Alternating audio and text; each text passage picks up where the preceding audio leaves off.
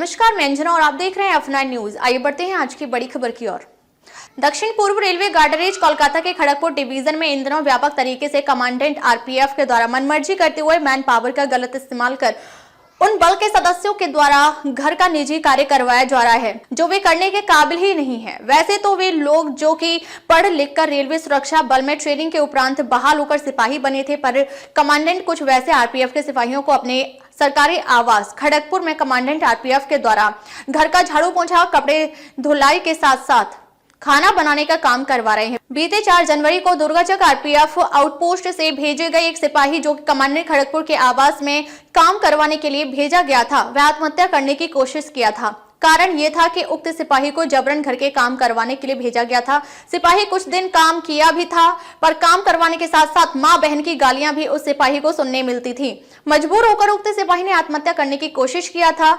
ये बात जग जाहिर ना हो, फौरन उस सिपाही को खड़गपुर के कमांडेंट के घर से वापस दुर्गाचक आरपीएफ के आउटपोस्ट भेज दिया गया। ऐसा आरपीएफ खड़गपुर के कुछ वैसे बल सदस्यों ने F9 न्यूज को बताया जो दिन रात खड़गपुर में डीआरएम ऑफिस के आरपीएफ में ही तैनात हैं। खड़गपुर कमांडेंट के द्वारा अपने आरपीएफ के बल सदस्यों का कैसे दुरुपयोग करते हैं, जीता जाता उदाहरण है कि उनके घर से ऑफिस तक कुल 25 लोगों की नियम के विरुद्ध आरपीएफ के बल सदस्य अपनी ड्यूटी ना चाहते हुए भी दिए जा रहे हैं, जिनमें 3 सिपाही घर पर, 2 अंगरक्षक, 3 हाउस गार्ड, 2 ड्राइवर, 1 सहायक, 1 ऑफिस ऑर्डरली, 1 सिपाही उस सहायक के साथ। ऐसे और भी हैं जो भिन्न भिन्न कार्यों के लिए आरपीएफ खड़गपुर डिवीजन के स्टाफ को कमांडेंट खड़गपुर ने अपने फायदे के लिए घर से बाहर तक लगा रखा है। अब विडंबना देखिए कि 2 सरकारी ड्राइवर भी जो सरकार से तनख्वाह ले रहे हैं, उनका भी कमांडेंट दुरुपयोग कर रहे हैं, जबकि कमांडेंट के चलने के लिए आउटसोर्सिंग के द्वारा कार दिए गए हैं जिनमें निजी ड्राइवर भी रहते हैं। उस संवेदक के फिर सरकारी ड्राइवर का उस वाहन में क्या काम, जब आउटसोर्सिंग के वाहन और ड्राइवर कमांडेंट को मिल ही गए हैं। बता दें कि रेल मंत्री अश्विनी वैष्णव के कार्यकाल में समृद्ध किए गए एक आरपीएफ के ही एक अधिकारी के द्वारा कमांडेंट खड़गपुर को मड्डत रेल भवन नई दिल्ली से दिया जा रहा है। खड़गपुर कमांडेंट की तैनाती खड़गपुर में दिनांक 13 जुलाई वर्ष 2022 से अब तक लाखों करोड़ रुपए के रेलवे राजस्व की क्षति सरकार और रेलवे को कमांडेंट खड़गपुर के द्वारा लगाई गई है। इनके बीते तैनाती चक्रधरपुर डिवीजन से खड़गपुर डिवीजन के तैनाती तक लगभग 1 दर्जन से ज्यादा महिला बल सदस्यों के द्वारा आत्महत्या की खबरें भी आई हैं।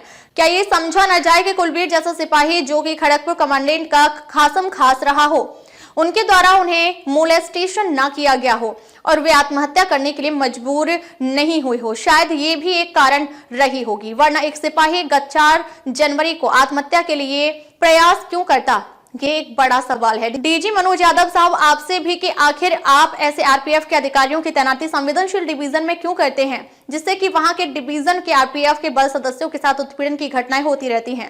इनके खड़गपुर के टाउन पोस्ट के इंस्पेक्टर के द्वारा रेलवे की जमीन को मोटी रुपए लेकर खड़गपुर के कुछ स्थानीय भूमाफियाओं को बेचा भी गया है। ऐसी खबरों को पहले भी F9 न्यूज ने प्रमुखता से दिखाया भी था, पर क्या आपके स्तर से खबर चलने के बाद आपने खड़गपुर कमांडेंट के विरुद्ध कोई कार्रवाई किया?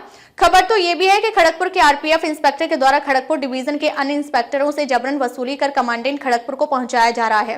रुपए के साथ साथ शराब भी खड़गपुर के इंस्पेक्टरों के द्वारा खड़गपुर के कमांडेंट को परोसा जा रहा है। समय रहते डीजी साहब, आप दक्षिण पूर्व रेलवे गार्डरेज कोलकाता के खड़गपुर डिवीजन के कमांडेंट को हटाते हुए उन्हें किसी आरपीएफ के ट्रेनिंग सेंटर में तैनात किए जाए, वहां उनको उनके घर पर फटीक ड्यूटी करते हुए ट्रेनिंग में आए बल के सदस्य मिल जाएंगे। वैसे भी डिवीजन में बल सदस्यों की बहुत कमी है, ऊपर से 15 से 20 सिपाही अगर सिर्फ कमांडेंट के घर पर ही काम करें तो फिर खड़गपुर डिवीजन के अन्य आरपीएफ पोस्टों में सिपाही देखने को नहीं मिलेंगे। उनकी जगह में इंस्पेक्टर ही 24 घंटे ड्यूटी करते मिलेंगे। दर्शकों, बता दें कि खड़गपुर डिवीजन के कमांडेंट को कानून को अपने हाथ में लेकर खेलने का बहुत शौक है। आरपीएफ सूत्रों ने बताया है कि ये किसी का भी मोबाइल सीडीआर निकाल लेते हैं। एक आरपीएफ के सूत्र ने बताया कि F9 न्यूज का भी ये सीडीआर निकालने के अपने प्रयासों में लगे हुए हैं, पर बता दें कि उनका प्रयास और प्रयोग दोनों इस बार खाली जाएगा। उनको F9 न्यूज का सीडीआर में कुछ मिलने वाला नहीं है। सीडीआर वैसे तो F9 न्यूज का वे निकाल नहीं सकते, और अगर चोरी से निकाल भी लें तो उस सीडीआर में उन जैसे कमांडेंट और आईजी और कुछ पुलिस सेवा के लोगों का नंबर ही मिलेगा। F9 न्यूज ना कभी किसी से डरा है ना डरेगा। F9 न्यूज के लिए न्यूज हेड असीम कुमार सामंतो की रिपोर्ट। अब तक के लिए बस इतना ही, फिर मिलते हैं एक ऐसे ही बड़ी खबर के साथ। तब तक नमस्कार और देखते रहिए F9 न्यूज।